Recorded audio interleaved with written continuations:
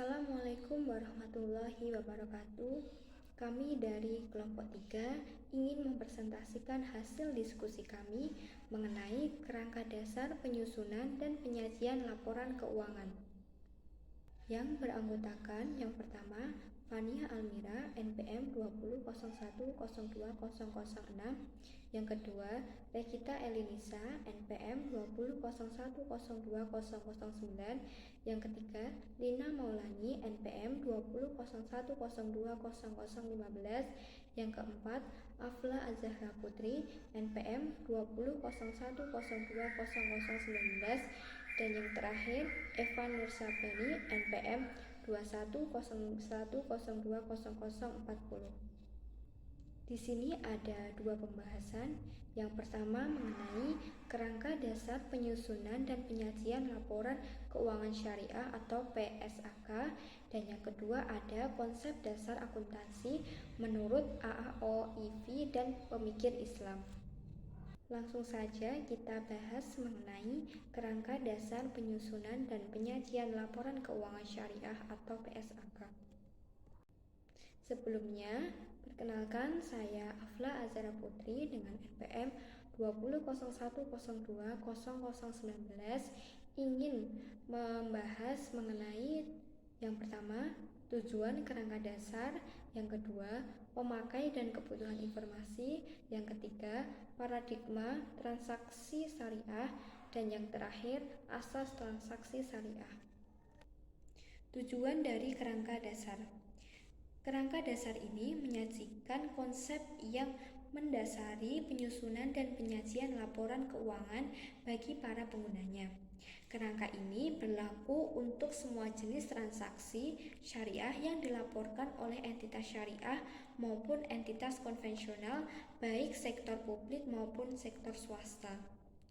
Tujuan dari kerangka dasar ini digunakan sebagai acuan bagi yang pertama, penyusunan standar akuntansi keuangan syariah dalam pelaksanaan tugasnya. Yang kedua, penyusunan laporan keuangan untuk menanggulangi masalah akuntansi syariah yang belum diatur dalam standar akuntansi keuangan syariah. Yang ketiga, auditor dalam memberikan pendapat mengenai apakah laporan keuangan disusun sesuai dengan prinsip akuntansi syariah yang berlaku umum. Dan yang keempat, para pemakai laporan keuangan dalam menafsirkan informasi yang disajikan dalam laporan keuangan yang disusun sesuai dengan standar akuntansi keuangan syariah. Pemakai dan kebutuhan informasi. Yang pertama, investor sekarang dan calon investor.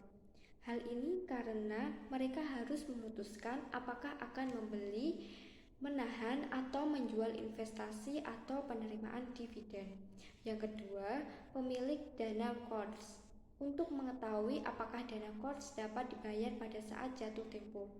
Yang ketiga, pemilik dana syirka temporer untuk pengambilan keputusan pada investasi yang memberikan tingkat yang bersaing dan aman.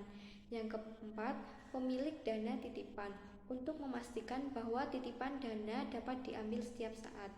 Yang kelima, pembayaran dana penerimaan zakat, infak, sedekah, dan wakaf untuk informasi tentang sumber dan pengiriman dana tersebut. Yang keenam, ada pengawasan syariah untuk menilai kepatuhan pengelolaan lembaga syariah terhadap prinsip-prinsip syariah. Yang ketujuh, ada karyawan untuk memperoleh informasi tentang pencapaian dan profitabilitas entitas syariah. Yang kedelapan, pemasok dan mitra usaha lainnya untuk memperoleh informasi tentang kemampuan entitas membayar utang pada saat jatuh tempo. Yang kesembilan, ada pelanggan untuk memperoleh informasi tentang bisnis hidup entitas syariah. Yang kesepuluh, pemerintah serta lembaga-lembaganya untuk memperoleh informasi tentang aktivitas entitas syariah, perpajakan, serta kepentingan nasional lainnya. Dan yang ke-11 yaitu masyarakat untuk memperoleh informasi tentang kontribusi entitas terhadap masyarakat dan negara. Paradigma transaksi syariah. Transaksi syariah berdasarkan paradigma dasar bahwa Alam semesta diciptakan oleh Tuhan sebagai amanah dan sarana kebahagiaan hidup bagi seluruh umat manusia untuk mencapai hakiki secara material dan spirit atau al-falah. Substansinya adalah bahwa setiap aktivitas umat manusia memiliki akuntabilitas dan nilai ilahi yang menempatkan perangkat syariah dan akhlak sebagai parameter baik dan buruk, benar dan salahnya aktivitas usahanya. Dengan cara ini akan terbentuk integritas yang pada akhirnya akan membentuk karakter tata kelola yang baik atau good governance dan disiplin pasar yang baik. Di sini saya akan membahas mengenai transaksi syariah berdasarkan pada prinsip berikut. Yang pertama ada persaudaraan atau ukhuwah, yang berarti bahwa transaksi syariah menjunjung tinggi nilai kebersamaan dan memperoleh manfaat sehingga seseorang tidak dapat memperoleh keuntungan atas kerugian orang lain.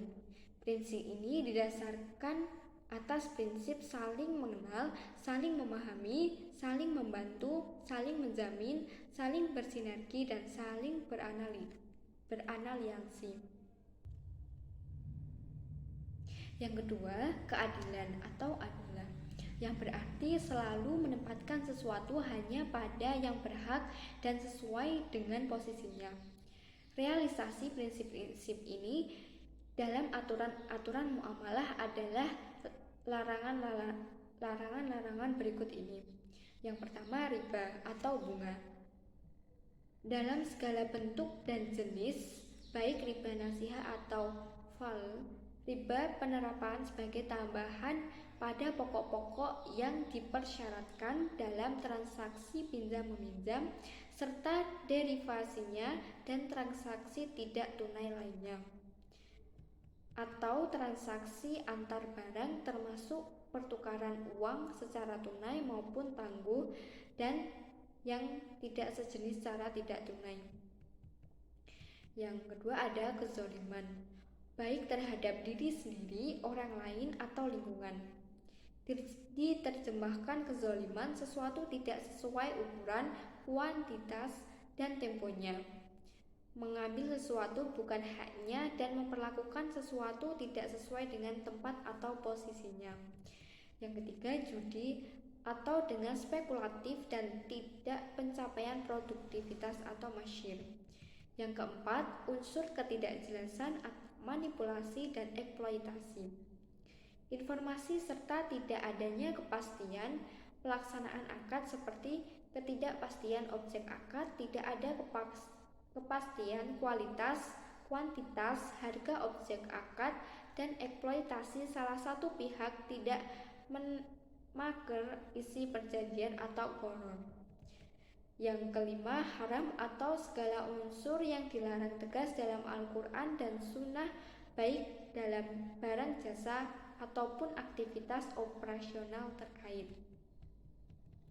Yang ketiga atau maslahat, yaitu segala bentuk kebaikan dan manfaat yang berdimensi dunia dan ukrahi, materi dan spiritual serta individu dan kolektif.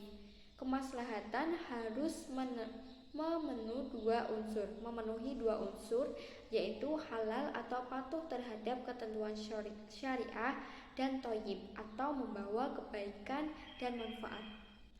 Transaksi syariah yang dianggap bermaslahat harus memenuhi seluruh unsur-unsur yang menjadi tujuan ketetapan syariah atau maqasid syariah, yaitu berupa pemeliharaan terhadap agama, intelektual, keturunan, jiwa, dan keselamatan serta harta benda. Yang keempat ada prinsip keseimbangan atau tawazun, yaitu keseimbangan antara aspek material dan spiritual, antara aspek privat dan publik, antara sektor keuangan, sektor real, antara bisnis dan sosial, serta pemilik semata, tetapi memperhatikan semua pihak sehingga dapat merasakan manfaat adanya suatu kegiatan ekonomi tersebut. Dan prinsip yang terakhir adalah universalisme atau sumulya, di mana esensinya dapat dilakukan oleh dengan dan untuk semua pihak berkepentingan tanpa membedakan suku, agama, ras, dan golongan sesuai dengan semangat kerahmatan semesta. Perkenalkan, nama saya Fania Almira dengan NPM 20.0102.0006. Di sini saya akan membahas terkait dengan karakteristik transaksi syariah, tujuan laporan keuangan, bentuk laporan keuangan, dan asumsi dasar. Yang pertama yaitu adalah karakteristik transaksi syariah. Di sini ada 12 karakteristik. Yang pertama yaitu adalah transaksi hanya dilakukan berdasarkan prinsip saling paham dan saling ridho. Yang kedua yaitu adalah prinsip kebebasan bertransaksi diakui sepanjang objeknya itu halal dan baik atau thayyib. Dan yang ketiga yaitu adalah uang hanya berfungsi sebagai alat tukar dan satuan pengukur nilai, bukan sebagai komoditas. Yang keempat, tidak mengandung unsur riba. Yang kelima, tidak mengandung unsur kezoliman. Yang keenam, tidak mengandung unsur masyir. Yang ketujuh, tidak mengandung unsur goror. Yang kedelapan, tidak mengandung unsur haram. Kesembilan, tidak menganut prinsip nilai waktu dari uang, karena keuntungan yang didapat dalam kegiatan usaha terkait dengan risiko yang melekat pada kegiatan usaha tersebut sesuai dengan prinsip al-ghunmu bil ghurmi. Lalu yang ke-10 yaitu adalah transaksi dilakukan berdasarkan suatu perjanjian yang jelas dan benar serta untuk keuntungan semua pihak tanpa merugikan pihak lain, sehingga tidak diperkenankan menggunakan standar ganda harga untuk satu akad serta tidak menggunakan dua transaksi bersamaan yang berkaitan atau ta'aluk dalam satu akad. Lalu transaksi yang karakteristik yang 11 yaitu adalah tidak ada distorsi harga melalui rekayasa permintaan atau najasi maupun melalui rekayasa penawaran atau ikhtikar. Dan yang terakhir yaitu adalah tidak mengandung unsur kolusi dengan suap menyuap. Nah, karakteristik tersebut dapat diterapkan pada transaksi bisnis yang bersifat komersial maupun non-komersial. Lalu berikutnya yaitu adalah tujuan laporan keuangan. Ya, jadi tujuan utama dari adanya laporan keuangan itu adalah untuk menyediakan informasi menyangkut posisi keuangan, kinerja, serta perubahan posisi keuangan suatu entitas syariah yang bermanfaat bagi sejumlah besar pemakai dalam pengambilan keputusan ekonomi. Ya, jadi selain itu juga ada beberapa tujuan lain, yaitu yang pertama adalah meningkatkan kepatuhan terhadap prinsip syariah dalam semua transaksi dan kegiatan usaha. Lalu yang kedua yaitu adalah informasi kepatuhan entitas syariah terhadap prinsip syariah, serta informasi aset, liabilitas, pendapatan, dan beban yang tidak sesuai dengan prinsip syariah bila ada, dan bagaimana perolehan dan penggunaannya. Lalu tujuan yang ketiga yaitu adalah informasi untuk membantu mengevaluasi pemenuhan tanggung jawab entitas syariah terhadap amanah dalam mengamankan dana, menginvestasikannya pada tingkat keuntungan yang layak. Dan yang terakhir yaitu adalah informasi mengenai tingkat keuntungan investasi yang diperoleh penanam modal dan pemilik dana syirkah temporer, dan informasi mengenai pemenuhan kewajiban fungsi sosial entitas syariah, termasuk pengelolaan dan penyaluran zakat, infak, sedekah, dan wakaf. Ya, jadi laporan keuangan itu diharapkan dapat memenuhi kebutuhan bersama sebagai pengguna laporan keuangan, serta dapat digunakan sebagai bentuk laporan dan pertanggungjawaban manajemen atas sumber daya yang dipercayakan kepadanya. Lalu selanjutnya yaitu adalah bentuk laporan keuangan. Di sini ada 5 bentuk. Yang pertama yaitu adalah posisi keuangan entitas syariah yang disajikan sebagai neraca. Ya, jadi laporan ini itu menyajikan informasi tentang sumber daya yang dikendalikan, struktur keuangan, likuiditas, dan solvabilitas, serta kemampuan beradaptasi terhadap perubahan lingkungan. Nah, laporan ini berguna untuk memprediksi kemampuan perusahaan di masa yang akan datang. Lalu bentuk yang kedua yaitu adalah informasi kinerja entitas syariah yang disajikan dalam laporan laba rugi. Ya, jadi laporan ini itu diperlukan untuk menilai perubahan potensial sumber daya ekonomi yang mungkin dikendalikan di masa depan. Lalu yang ketiga yaitu adalah informasi perubahan posisi keuangan entitas syariah yang dapat disusun berdasarkan definisi dana seperti seluruh sumber daya keuangan, modal kerja, aset likuid atau kas. Ya, jadi kerangka ini tidak mendefinisikan dana secara spesifik. Akan tetapi, melalui laporan ini dapat diketahui aktivitas investasi, pendanaan, dan operasi selama periode laporan.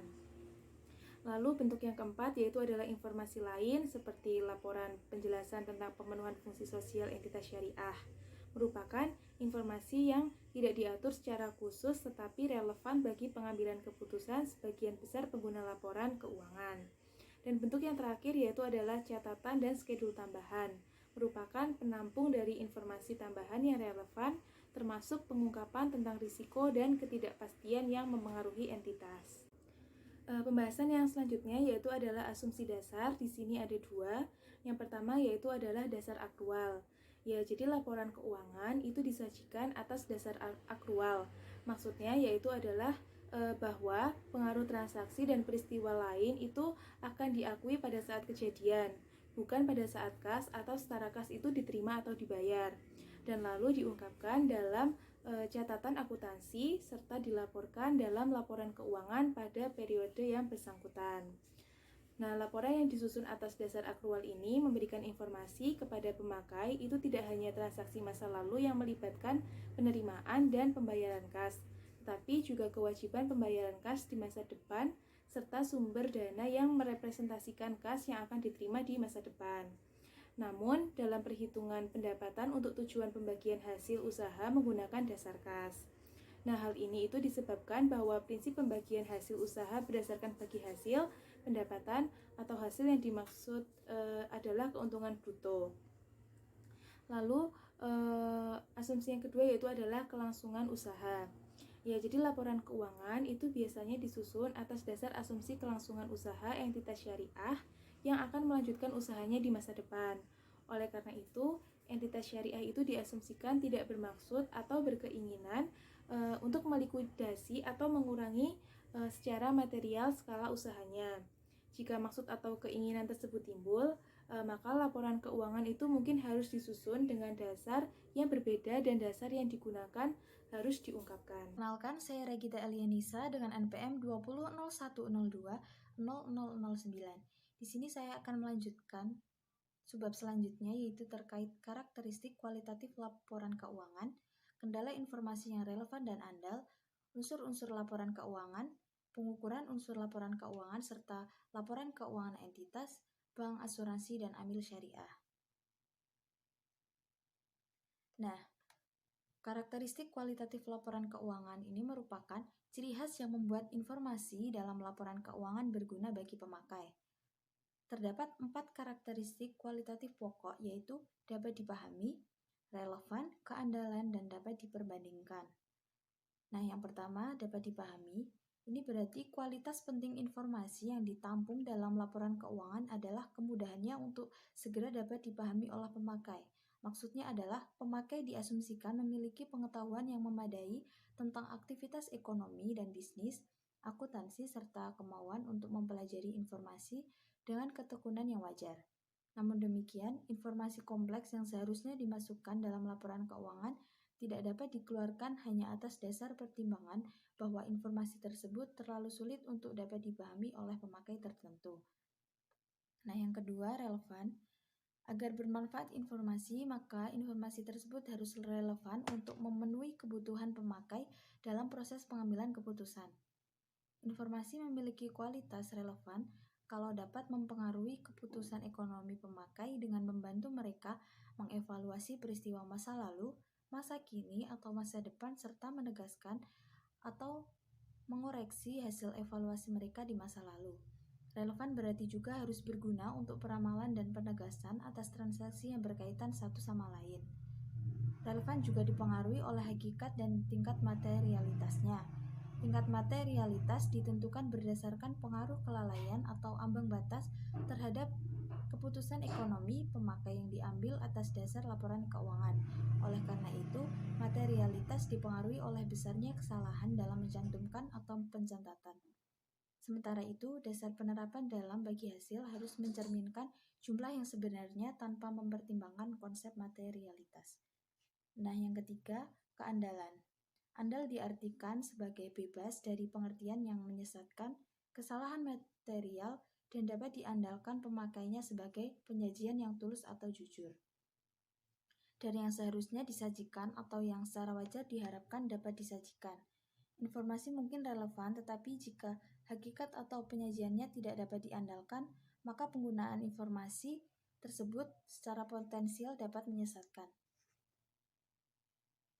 Misalnya jika keabsahan dan jumlah tuntutan atas kerugian dalam suatu tindakan hukum masih dipersengketakan, mungkin tidak tepat bagi entitas syariah untuk mengakui jumlah seluruh tuntutan tersebut dalam neraca, meskipun mungkin tepat untuk mengungkapkan jumlah serta keadaan dari tuntutan tersebut.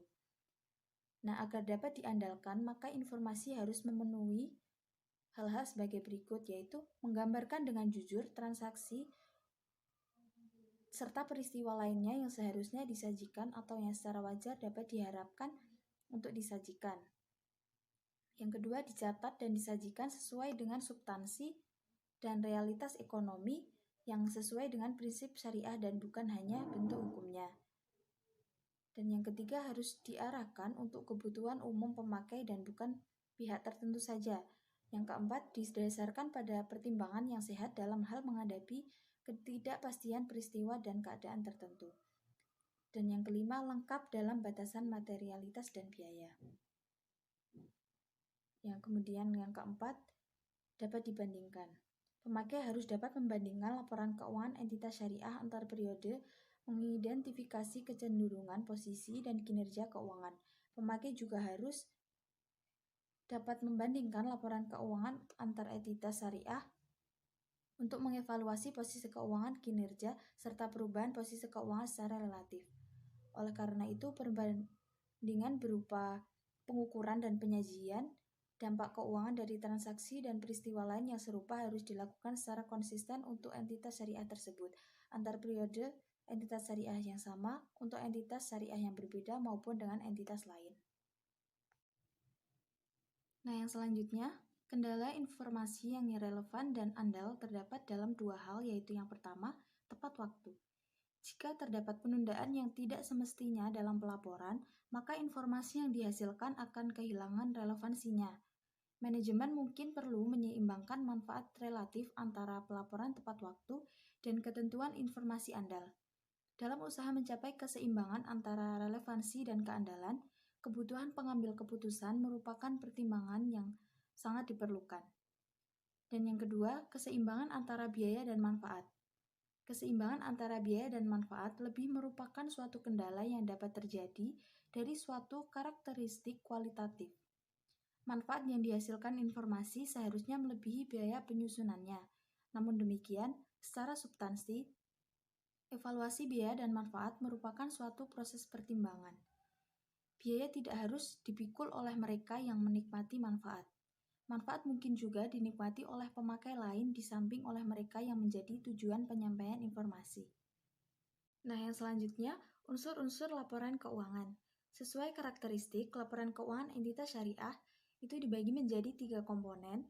Yang pertama, yaitu komponen laporan keuangan yang mencerminkan kegiatan komersial yang terdiri atas laporan posisi keuangan, laporan laba rugi, laporan arus kas, serta laporan perubahan ekuitas. Nah, pada komponen ini, itu masih dibagi menjadi 2, yaitu posisi keuangan dan kinerja. Pada posisi keuangan, unsur yang berkaitan secara langsung yaitu aset, kewajiban, dana sirkah temporer, dan ekuitas. Sedangkan pada kinerja, unsur yang langsung berkaitan dengan pengukuran penghasilan bersih atau laba adalah penghasilan, beban, dan hak pihak ketiga atas bagi hasil dana sirkah temporer. Dan komponen yang kedua yaitu komponen laporan keuangan yang mencerminkan kegiatan sosial meliputi laporan sumber dan penggunaan dana zakat serta laporan sumber dan penggunaan dana kebajikan. Dan komponen yang terakhir atau yang ketiga yaitu komponen laporan keuangan lainnya yang mencerminkan kegiatan dan tanggung jawab khusus entitas syariah tersebut. Nah, yang selanjutnya pengukuran unsur laporan keuangan. Sejumlah dasar pengukuran yang berbeda digunakan dalam derajat dan kombinasi yang berbeda dalam laporan keuangan. Berbagai dasar pengukuran tersebut adalah biaya historis, biaya kini, dan nilai realisasi.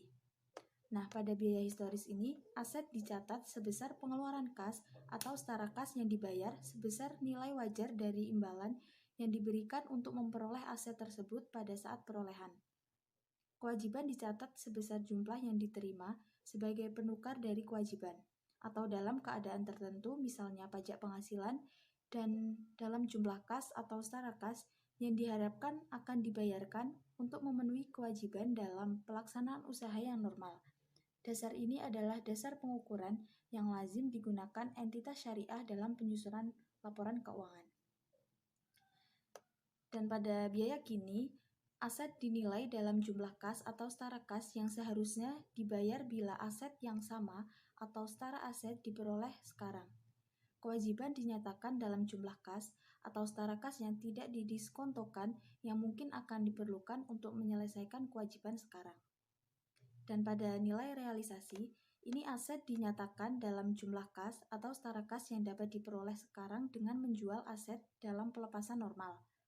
Kewajiban dinyatakan sebesar nilai penyelesaian yaitu jumlah kas atau setara kas yang tidak didiskontokan yang diharapkan akan dibayarkan untuk memenuhi kewajiban dalam pelaksanaan usaha normal. Dasar pengukuran ini walaupun dapat digunakan, tetapi tidak mudah untuk diterapkan dalam kondisi saat ini, mengingat manajemen harus menjamin informasi yang disajikan adalah andal serta dapat dibandingkan. Saya Lina Maulani, NPM 20.0102.0015. Di sini saya akan melanjutkan materi selanjutnya, yaitu Laporan Keuangan Entitas Syariah ED PSAK 101 Revisi 2014. Sesuai dengan ED PSAK 101 Revisi 2014, laporan keuangan ini disajikan oleh entitas yang melakukan transaksi syariah pada anggaran dasarnya. Komponen laporan keuangan entitas syariah terdiri atas: yang pertama, laporan posisi keuangan pada akhir periode; 2. Laporan laba rugi dan penghasilan komprehensif lain selama periode; 3. Laporan perubahan ekuitas selama periode; 4. Laporan arus kas selama periode; 5. Laporan sumber dan penyaluran dana zakat selama periode; 6. Laporan sumber dan penggunaan dana kebajikan selama periode; 7. Catatan atas laporan keuangan berisi ringkasan kebijakan akuntansi penting dan informasi penjelasan lain. 8. Informasi komparatif mengenai periode sebelumnya. Informasi ini bersifat naratif dan deskriptif dari laporan keuangan periode sebelumnya diungkapkan kembali jika untuk pemahaman laporan keuangan periode berjalan. Informasi komparatif minimum terdiri dari 2 laporan posisi keuangan, 2 laporan laba rugi penghasilan komprehensif, 2 laporan perubahan modal, 2 laporan arus kas, 2 laporan sumber dan penggunaan zakat, 2 laporan sumber dan penggunaan dana kebajikan, dan 2 catatan atas laporan keuangan. Yang terakhir, laporan posisi keuangan pada awal periode komparatif yang disajikan ketika entitas syariah menerapkan suatu kebijakan akuntansi secara retrospektif atau melakukan penyajian kembali pos laporan keuangan atau ketika entitas syariah mereklasifikasi pos dalam laporan keuangan. Dengan hal ini, maka laporan keuangan akan terdiri dari 3 periode, yaitu akhir periode berjalan, akhir periode sebelumnya, dan awal periode sebelumnya. Selanjutnya adalah Laporan Keuangan Bank Syariah ED PSAK 101 Revisi 2014. Laporan Keuangan Bank Syariah yang lengkap terdiri dari: yang pertama, itu adalah laporan posisi keuangan; 2. Laporan laba rugi dan penghasilan komprehensif lain; 3. Laporan perubahan ekuitas; 4. Laporan arus kas; 5. Laporan rekonsiliasi pendapatan dan bagi hasil; 6. Laporan sumber dan penggunaan dana zakat; 7. Laporan sumber dan penggunaan dana kebajikan; dan yang terakhir, catatan atas laporan keuangan. Selanjutnya, laporan keuangan asuransi syariah yang lengkap terdiri atas: 1. Laporan posisi keuangan; 2. Laporan surplus defisit underwriting dana tabaruk; 3. Laporan perubahan dana tabaruk; 4. Laporan laba rugi dan penghasilan komprehensif lain; 5. Laporan perubahan ekuitas; 6. Laporan arus kas; 7. Laporan sumber dan dana penyaluran zakat; 8. Laporan sumber dan penggunaan kebajikan; dan yang terakhir, catatan atas laporan keuangan. Selanjutnya, Laporan keuangan amil yang lengkap terdiri atas 1. Laporan posisi keuangan 2. Laporan perubahan dana 3. Laporan perubahan saat kelolaan 4. Laporan arus kas dan yang terakhir catatan atas laporan keuangan. Selanjutnya, konsep dasar akuntansi menurut AAOIFI dan pemikiran Islam. Tujuan akuntansi keuangan dan laporan keuangan. Kerangka dasar akuntansi disadari merupakan hal penting dan untuk itu AAOIFI telah mengeluarkan pernyataan nomor 1 dan nomor 2. Manfaat dengan ditentukannya tujuan akuntansi keuangan untuk lembaga keuangan syariah menurut AAOIFI yaitu sebagai berikut. Yang pertama, dapat digunakan sebagai panduan bagi Dewan Standar untuk menghasilkan standar yang konsisten. 2. Tujuan akan membantu bank dan lembaga keuangan syariah untuk memilih berbagai alternatif metode akuntansi pada saat standar akuntansi belum mengatur. 3. Tujuan akan membantu untuk memandu manajemen dalam membuat pertimbangan pada saat akan menyusun laporan keuangan. 4. Tujuan jika diungkapkan dengan baik akan meningkatkan kepercayaan pengguna serta meningkatkan pemahaman informasi akuntansi sehingga akhirnya akan meningkatkan kepercayaan atas lembaga keuangan syariah. 5. Penetapan tujuan yang mendukung penyusunan standar akuntansi yang konsisten ini harusnya dapat meningkatkan kepercayaan pengguna laporan keuangan. Pendekatan yang digunakan oleh para pemikir Islam dalam AAOIFI untuk menyusun tujuan laporan keuangan lembaga keuangan syariah adalah dengan cara mengambil seluruh pemikiran akuntansi kontemporer yang berlaku kemudian melakukan tes dan analis apakah pemikiran tersebut sejalan atau bertentangan dengan syariah Islam. Terdapat dua tujuan. Yang pertama, tujuan akuntansi keuangan, yaitu untuk menentukan hak dan kewajiban dari pihak yang terlibat dengan lembaga keuangan syariah tersebut, termasuk hak dan kewajiban dari transaksi yang belum selesai, terkait dengan penerapan kewajaran dan ketaatan atas prinsip dan etika syariah Islam. 2. Untuk menjaga aset dan hak-hak lembaga keuangan syariah. 3.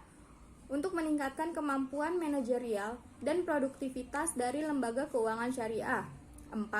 Untuk menyiapkan informasi laporan keuangan yang berguna kepada pengguna laporan keuangan sehingga mereka dapat membuat keputusan yang tepat dalam berhubungan dengan lembaga keuangan. Tujuan yang kedua yaitu laporan keuangan kepada pengguna informasi luar.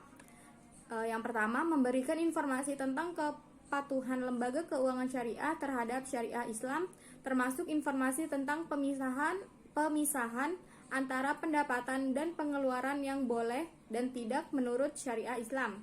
Yang kedua, memberikan informasi tentang sumber daya ekonomi dan kewajiban lembaga keuangan syariah. Yang ketiga, memberikan informasi kepada pihak yang terkait dengan penerimaan dan penyaluran zakat pada lembaga keuangan syariah. 4. Memberikan informasi untuk mengestimasi arus kas yang dapat direalisasikan, waktu realisasi, dan risiko yang mungkin timbul dari transaksi dengan lembaga keuangan syariah. 5. Memberikan informasi agar pengguna laporan keuangan dapat menilai dan mengevaluasi lembaga keuangan syariah apakah telah menjaga dana serta melakukan investasi dengan tepat termasuk memperoleh imbal hasil yang memuaskan.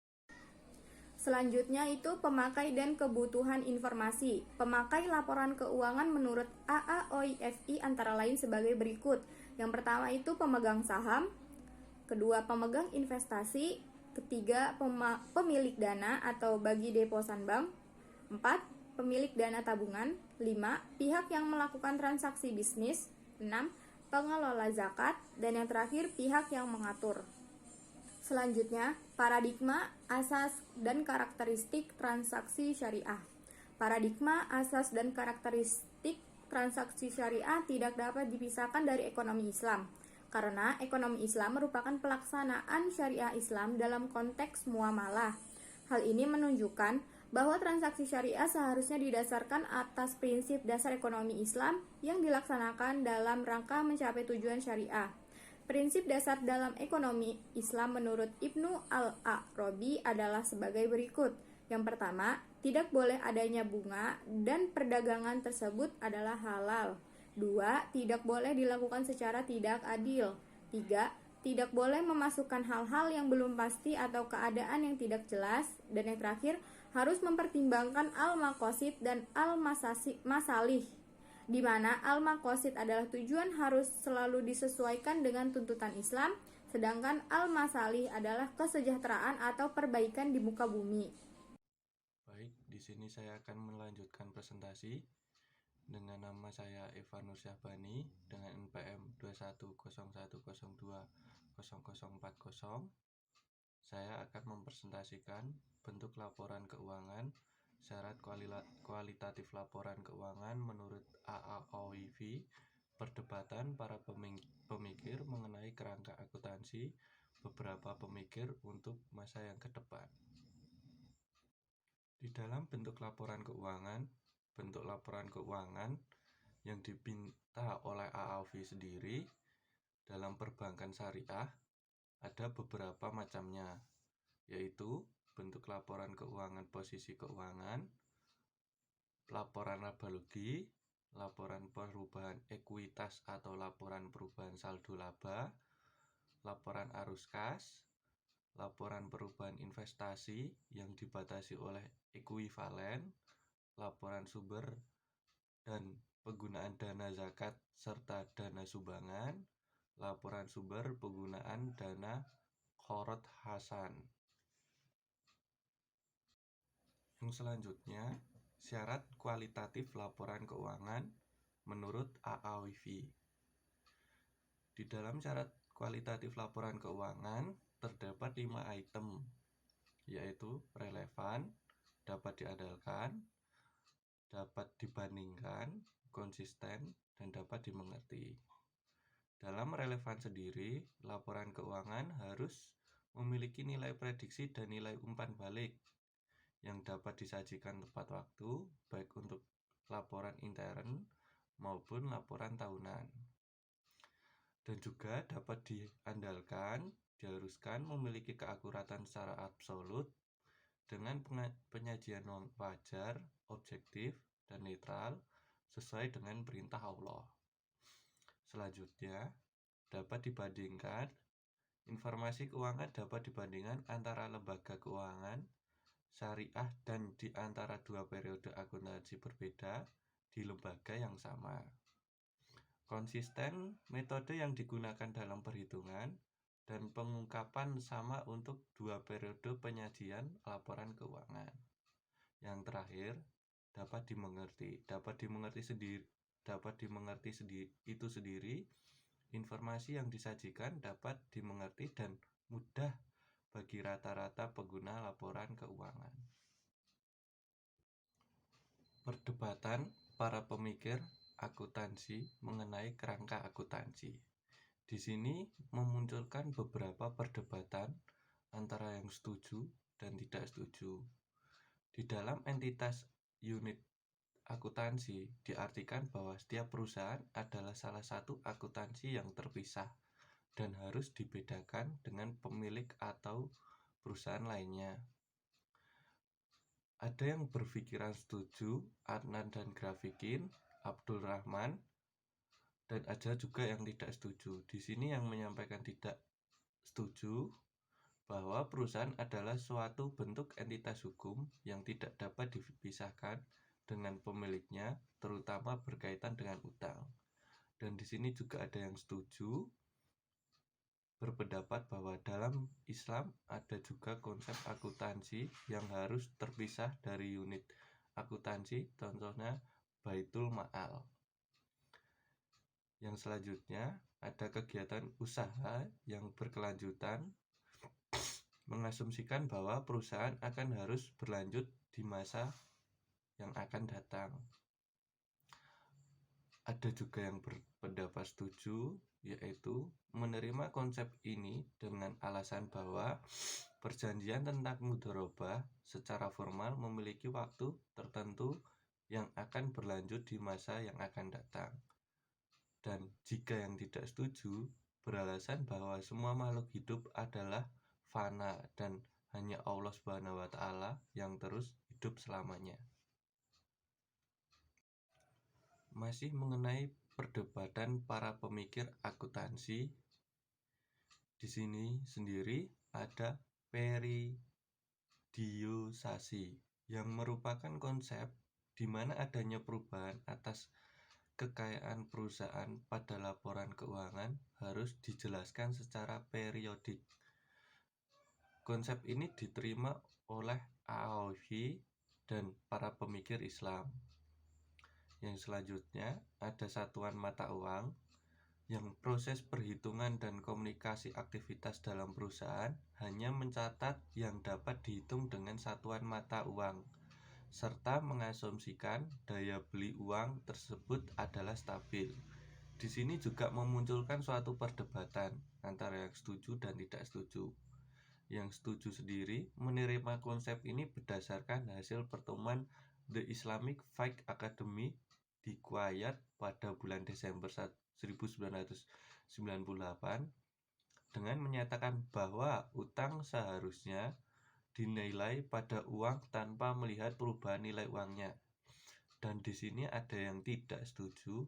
Ahmad Napier 2007 menyatakan bahwa penggunaan uang sebagai alat perhitungan dalam lingkaran tingkat yang memiliki tingkat inflasi tinggi sangat dipertanyakan.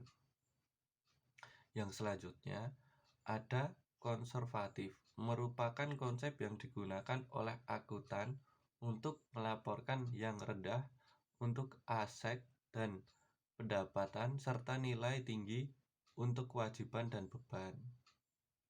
Di dalam konsep ini dikritik oleh pemikir akuntan Islam karena membuat perhitungan zakat yang didasarkan atas aset dan menjadikan terlalu rendah. Tetapi menurut Alfi tidak membahas mengenai konsep ini dalam standar yang telah dikeluarkan. Harga perolehan merupakan konsep di mana aset dicatat oleh sejumlah kas atau serta kas yang dibayarkan pada saat memperoleh sesuatu, sedangkan kewajiban dicatat pada jumlah uang yang akan diterima dari pertukaran atas kewajiban.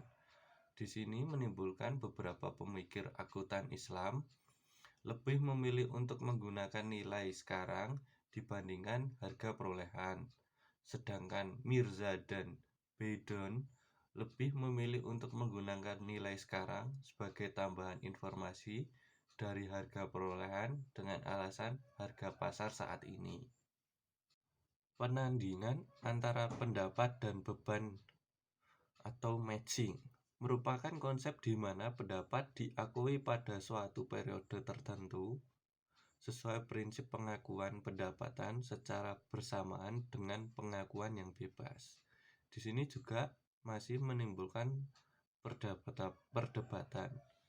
Menurut Zaid sendiri, menerima konsep ini sesuai pada zaman awal berdirinya negara Islam, sepertinya perhitungan wakaf, mudharabah, dan zakat mal juga diterima di konsep Aufi. Sedangkan menurut Gambling dan Karem 1991 dan Han 1994 menganggap konsep ini kurang penting karena akan lebih melakukan penilaian laba dengan pendekatan aset liability, sehingga jika aset bersih naik berarti telah terjadi laba. Dilanjutkan adanya dasar akrual yang mengatakan bahwa pengakuan pendapatan dilakukan saat suatu manfaat itu diperoleh bukan pada saat kas diterima. Jika beban diakui pada saat manfaat diterima bukan pada saat kas dibayarkan. Tetapi menurut Alfi, menerima konsep ini dengan mengacu atas pendapat dari Khalifah Umar bin Khattab dengan implikasi bahwa zakat harus dibayarkan atas kekayaan yang meningkat, dan konsep ini paling baik untuk menilai kekayaan. Sedangkan mereka yang tidak menerima mengatakan bahwa konsep akrual tidak dapat dipakai secara menghitung zakat, mengingat zakat harus dibayarkan berdasarkan kekayaan yang telah diterima manfaatnya. Yang selanjutnya, poin ke-9, pengungkapan penuh. Pengungkapan penuh sendiri mengharuskan pengungkapan informasi sesuai dengan kebutuhan informasi mayoritas pembaca laporan keuangan. Di dalam konsep ini, pemikir akuntansi Islam bahkan sejak zaman awal Islam, konsep ini sudah diterima. Begitu pula OVI menerima konsep ini melalui hal-hal harus diungkapkan pada laporan keuangan sebagai lembaga syariah. Poin terakhir, substansi mengungguli bentuk. Di dalam ini mengadopsi akuntansi bahwa hakikat dari suatu transaksi lebih penting dari bentuk hukum transaksi itu sendiri. Ketentuan syariah tidak mengenal konsep ini untuk mengingat seluruh transaksi, didasarkan atas akad, dan akad tersebut sendiri akan selalu sama antara bunyi akad dengan substansi dari akad itu sendiri. Dalam OVI sendiri tidak memperjelas konsep tentang ini.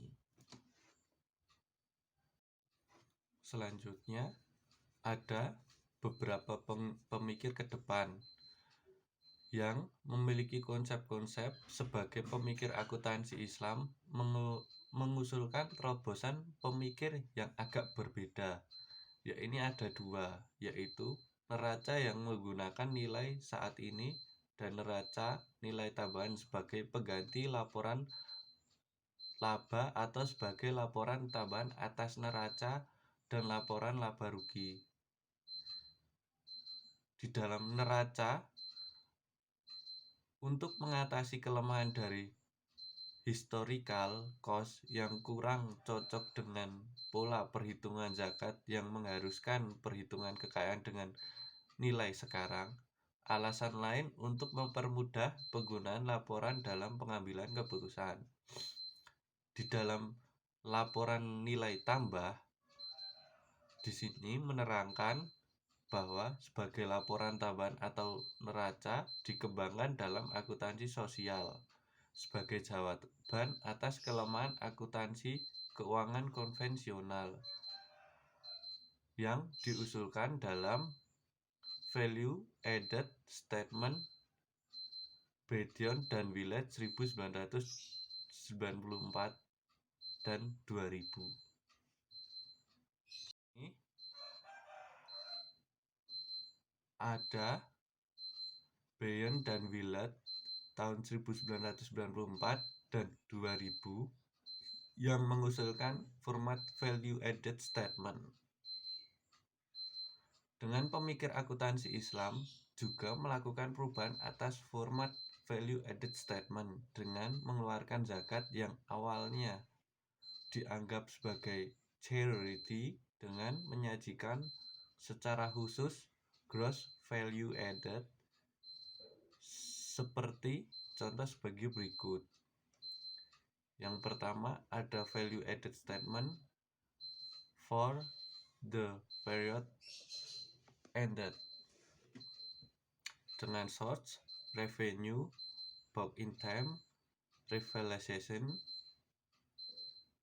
subtotal source, distribution, beneficiaries, government, employees, owner, charities, reinvested fund, profil retained, revaluation, dan subtotal. Dan pengusulan yang pada tahun 2006 menyajikan dalam tantangan konsep OVI belum mewajibkan hal tersebut pada pernyataan karena secara penelitian mengungkapkan pembaca keuangan masih menganggap apa yang disajikan merupakan bentuk keuangan saat ini masih sesuai dengan kebutuhan mereka. Dengan adanya gross value added dan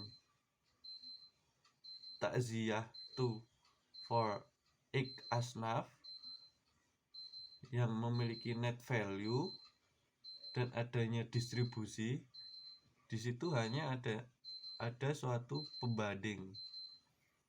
Di dalam zakat itu sendiri yang didasarkan sesuai kebutuhan saat ini.